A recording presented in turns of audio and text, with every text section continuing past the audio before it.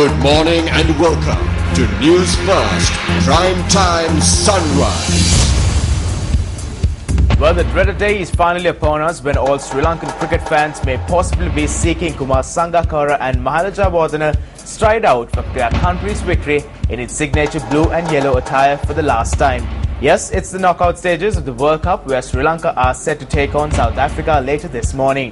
And we will bring you all the action as the game builds up. But first, here's a look at this morning's headline-making stories. Measures to enroll additional 1,000 students to universities next year. Information come to light that 150 million rupees obtained from private buses on a monthly basis as ransom. 800 patients with rat fever reported within the first few months of the year. 168 Indian fishermen in Sri Lankan custody released.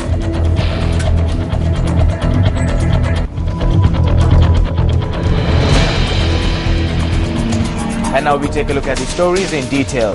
The epidemiology unit of the Ministry of Health says that 800 persons with rat fever were identified during the last few months. Director of the unit, Dr. Paba Palihawardena, says that Colombo, Gampa and Kalutara districts of the Western Province have been identified as districts where rat fever is spreading rapidly.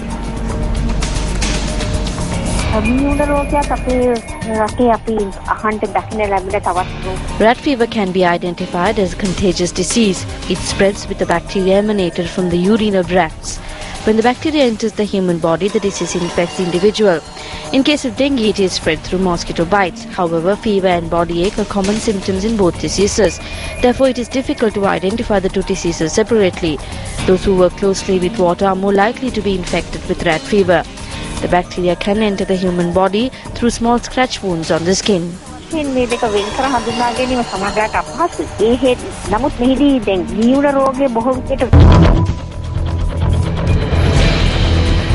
The Railway Trade Union Alliance has lodged a complaint with the Commission to investigate allegations of bribery or corruption with regard to alleged anomalies that have taken place in the Railways Department in the recent past. Members representing 21 trade unions of the Railways Department lodged this complaint. They also handed over a file containing information to the Bribery Commission.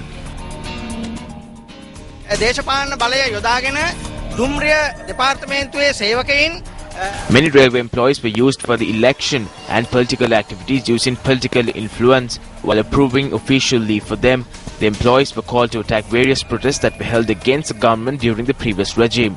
These workers were used at the protest against electricity tariff and the removal of Shirani Bandaranaike. The major racket that was underway within the department was legalized by calling in for tenders.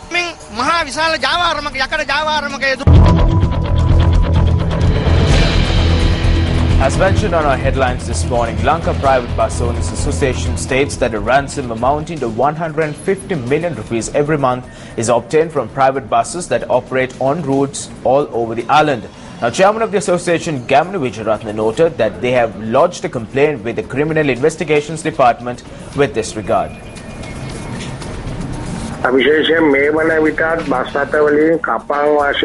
Close to 150 million rupees is obtained from us every month as a ransom by various parties. I have informed the CID in this regard in writing to commence investigations. Sometimes ransom is taken by bus associations.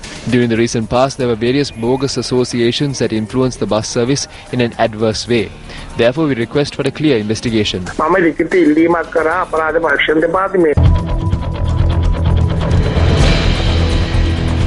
Now, the Attorney General's Department says that there is no law preventing the Commission to investigate allegations of bribery or corruption, obtaining files from the Inland Revenue Department for investigation purposes.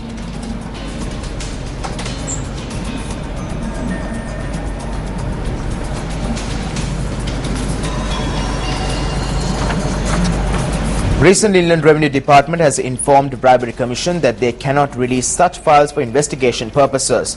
Accordingly, the Bribery Commission sought the advice of the Attorney General's Department in this regard. Thereafter, it was revealed that the Inland Revenue Department has denied the release of the files due to the influence of trade unions in the department. When contacted Director General of the Commission to investigate allegations of bribery or corruption, Dilruksh Dayas Vikramasinghe said that they are taking the necessary measures to obtain the files that are required by the department.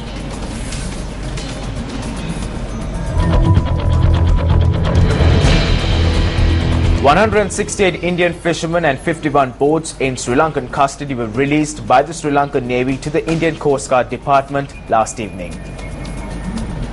Acting Army Media spokesperson Brigadier Jana Jaibaras said that 125 fishermen arrived in 18 boats to take 34 trawlers of the Indian fishermen who were in custody for violating the Sri Lankan maritime boundary.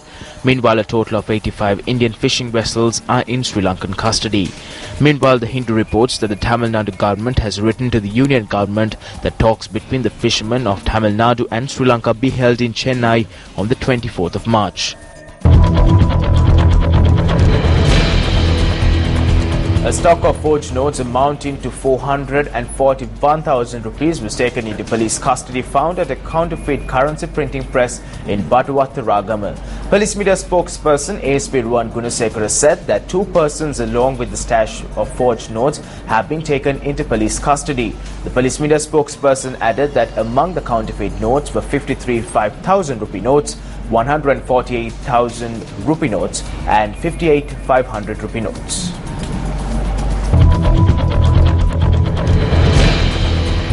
Meanwhile, the University Grants Commission notes that they intend to enroll 1,000 additional students into universities next year.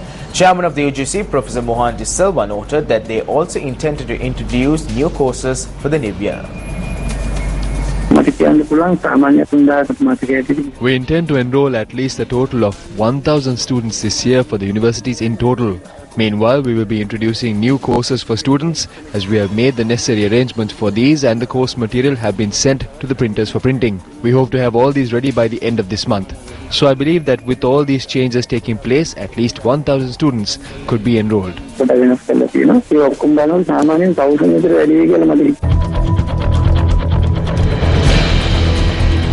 The Friday Forum on Welcoming the New Opportunities for Good Governance that dawned with the Sirisena administration noted that an essential feature of a democratic society is that the government shares with the governed all information relevant to the government except that which must be kept secret for reasons of security. The Friday Forum also noted that certain information pertaining to urgent decisions to be taken by the government and affecting people on a wide front has to be now be stated to the public with as little delay as possible. The forum expressed its concerns on referring to the suspension of the Umaya project and the debate over the Colombo Port City project, noting that another essential feature of good governance is that state expenditure should be planned, undertaken and reviewed on completion to ensure that resources are used efficiently. The forum pointed out that the recent revision of expenditure plans by government demands that when major changes are to be made, it should be made with as good knowledge as possible of the consequences. Friday Forum emphasized the need for Parliament to set up facilities adequate to advise committees with background papers to conduct their business, and that substantial changes in government expenditure on education and health pose equally difficult questions. It said court committees proposed to be set up to assist Parliament to fulfill more satisfactorily its responsibilities in matters of finance entrusted to it in Chapter 17 of the Constitution, unquote. Well, with that, we wrap up Primetime News for today. Thank you very much for joining us, but stay tuned as we bring you the very latest news throughout the day. I'm Zola Outskoon for News First. Have yourself a great day ahead. Hotline 0114 896 896. www.newsfirst.lk. Feedback at newsfirst.lk.